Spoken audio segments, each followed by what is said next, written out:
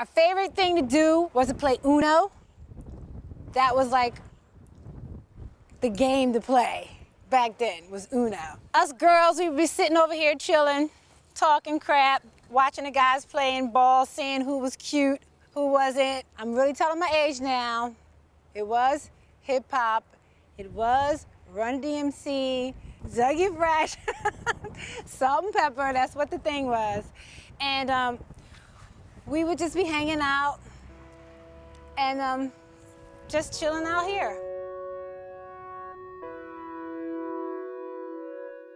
I love this premise of Ever Zip Philadelphia because it's so simple. It's just like looking at the map, broken down into zip codes and being like, well, what's going on there and what's going on there? And I think it's a beautiful premise because it just really forces us to go to all these places in Philadelphia that I don't think usually get covered.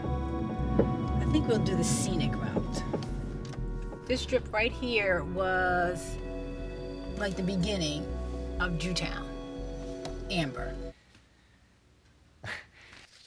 I don't know how accurate, but I'm just going by what the librarian gave me. Jewtown, and I was like, is that like a derogatory term? Is that what they actually call it? Is that just what you're calling it right now? So the copyright of this is 2010, the first exclusively Jewish street in Philadelphia, and came to be called New Jerusalem by Jews and Jewtown by non-Jews.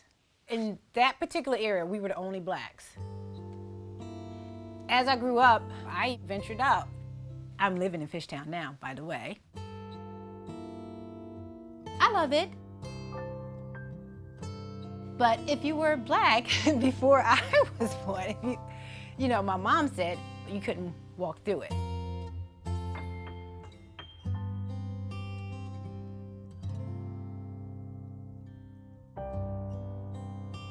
When I got a job, I just never looked back.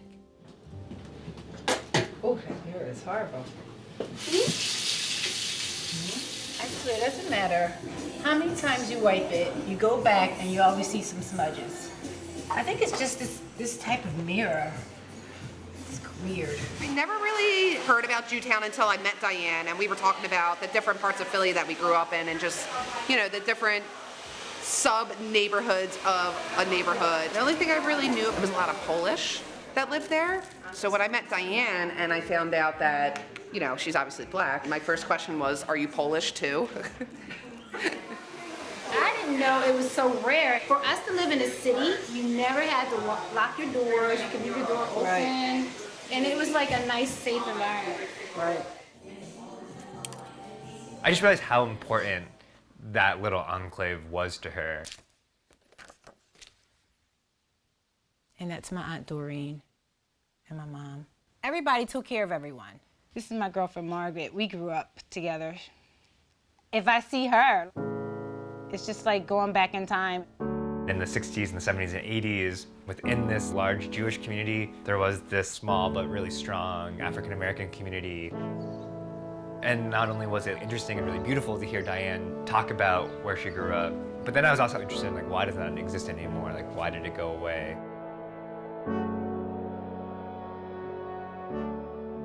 This was a white working class area.